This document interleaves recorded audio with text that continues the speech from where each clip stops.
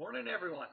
Today on Smokes and Bakes, we're doing a cinnamon apple loaf, which is kind of like a cakey loaf in a loaf pan. And as you can see, as usual, I got all my stuff all laid out here, ready to go and prepared.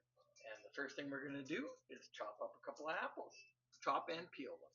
So I've got one apple already peeled and sliced into pieces. I want to show you one of the best tools I've got in my kitchen. Love this thing. Just press it down after, whether you peel or don't peel it, press it down on top of the apple. Hopefully you can get a good view of this. Just kind of try and find the center of that circle. You get it around the core, and then push down. And all the slices come out individually, which makes your work a little bit easier, a lot faster. And if you're doing uniform slices, it's great. But then you're going to just move on to chopping them all up. Grab a couple slices at a time. Always watching your fingers. Put them straight down. Using that knife and just kind of rocking the blade up and down instead of lifting it too high and chopping too much. And for this recipe, it calls for 2 whole chopped apples. So we're doing that ahead of time.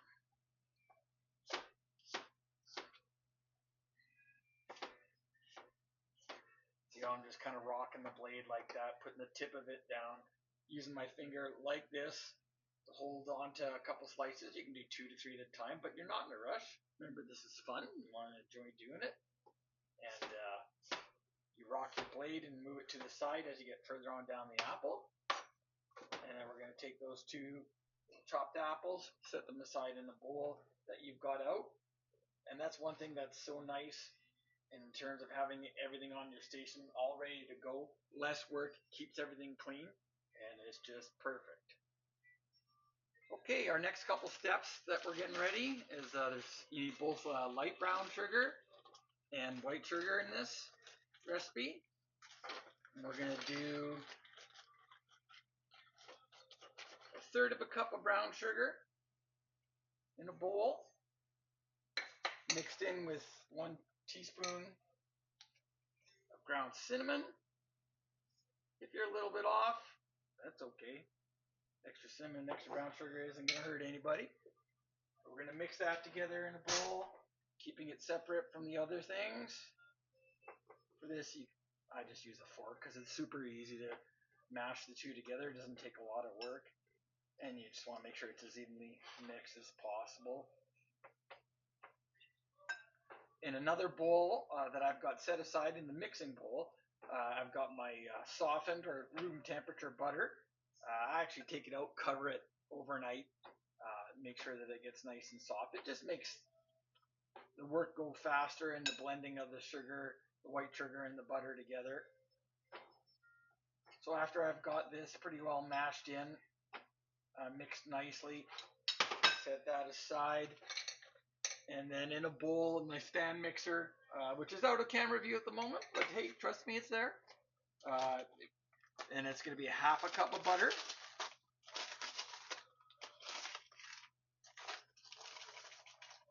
That I'm going to be mixing in with 2/3 of a cup of white sugar. Once I get it all in there.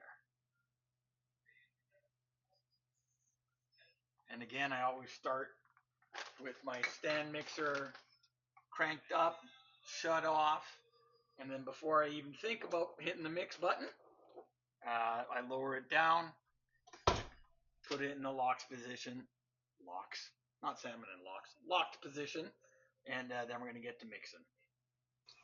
I should have said earlier, not mixing, beating or creaming the butter and sugar together. And I used to do this by hand with a spoon. I love this KitchenAid stand mixer. It makes everything so much easier. And you just kind of beat the white sugar and the butter till it's nice and fluffy. You always make sure that you have a fork or something on the standby, because you're going to want to scrape down that attachment a little bit, make sure everything just stays in the bowl. And once it's mixed and nice and fluffy all together, we're going to give that a stop and move on to our next step. All right, next step I'm going to do is I'm going to add in my 2 eggs. Make sure it's on lock and down. Get it back to stirring. I crack them into a bowl first.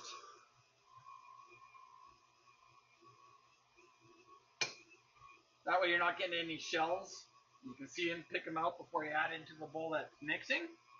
And as per the directions, once I get this right, you add it in one egg at a time. Just make sure it blends really, really evenly. Give it a few seconds between each one that you add in. Making sure you get every little bit of that right inside the bowl. And I'm sorry, as we go along, I'm learning all the tricks of the trade, going out of camera and having my head kind of partially cut off. I mean, people aren't watching these videos to see my face. Well, that's not the only reason. To get everything right, all the right angles and everything, the distances from the camera. We learn as we go along. But it's the same with baking. 1.5 teaspoons of vanilla. And I can see that the butter on the attachment needs to be scraped down a little bit. So we're going to take a short break and I'm going to take care of that, make sure it's all mixing correctly. Okay, and now we're going to just get our dry ingredients ready. It's 1.5 cups of flour. Eventually that's going to go right in the bowl along with the cream, butter, sugar, eggs, vanilla. But I always like to mix my dry ingredients first, blending them together. That way it makes sure that everything that goes in the bowl is done well. And so for this recipe, that's 1.5 cups of butter, or sorry, 1.5 cups of flour and some baking powder. That calls for 1 3/4 teaspoon. If I can just find my teaspoon. Ah, there we go. Try to always keep everything in the same area. 1 3/4. It's pretty close. We'll see what happens. If the cake turns out tasty, then everybody's happy. So again, I'm just going to mix that in. Make sure the baking powder and the flour is all mixed together first before I start adding that into the bowl with the butter and the sugar. A few stirs with a fork all the way around. Plus also this gives you a really good opportunity if it's a little bit lumpy to get rid of those lumps. And that'll just come out with a nicer product. It'll mix better. Kind of like sifting it, but with a fork in the bowl. Floured pan. First step is to get about half the batter in there.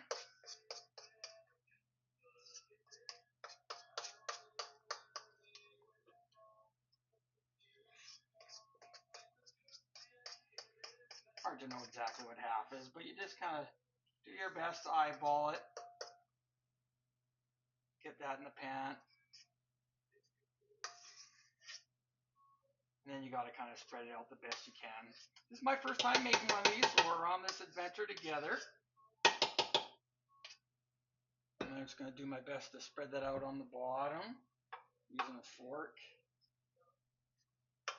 It will stick a little bit, but don't fret. Essentially want to make sure it gets into every corner, just like a good hockey player. Can't be afraid to dig in the corners and get messy. And spread it out as evenly as possible. Well, I'm looking at this as I'm doing it. I'm thinking the batter might be a bit thick, which would likely mean a little or not enough milk. And spreading it might have been a bit easier with the back of a spoon and probably a greased spoon. So that might be something you want to keep in mind. But that's okay. We're learning together as we go along. And I'm a bit of a perfectionist, or at least I have OCD about, I have selective OCD, if that's a thing. I just diagnosed myself. So I'll lift up the pan. As you can kind of see, I kind of tried my best to get about half of it in there. The next, it calls for half the apples. Kind of try to evenly spread it around on top.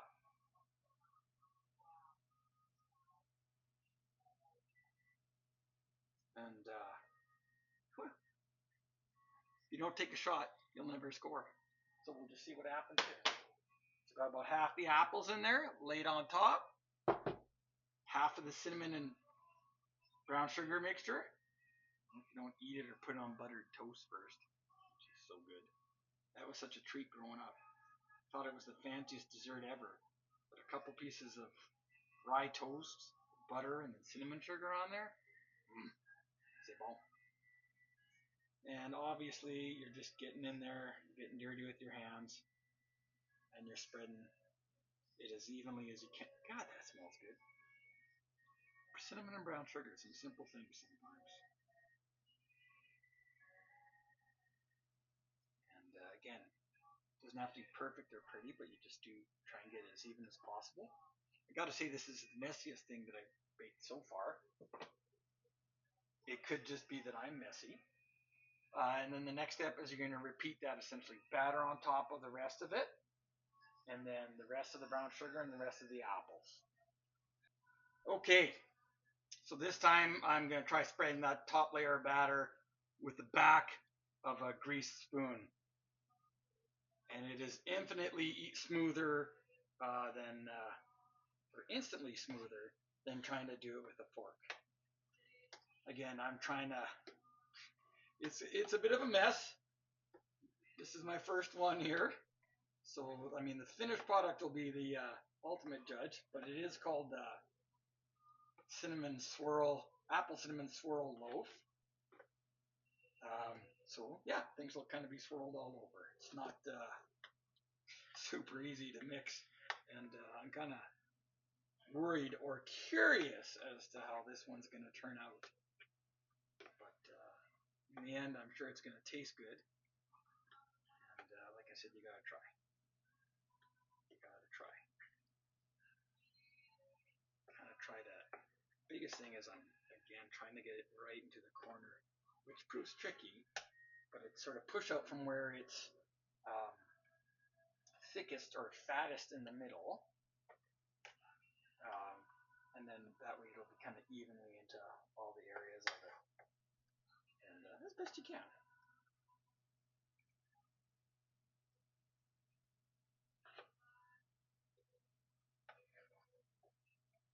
And so again, you really can't see that bottom layer, and that's the top layer, essentially, and coating it the best that I can.